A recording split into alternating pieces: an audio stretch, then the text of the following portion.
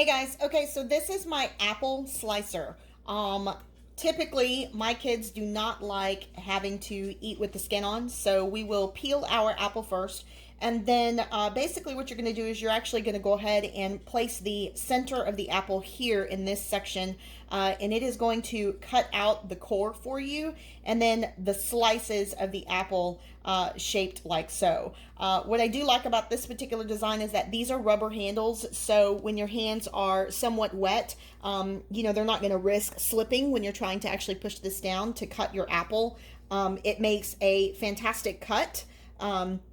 Of the item that you're doing. I don't just use this for apples, I also use this for pears.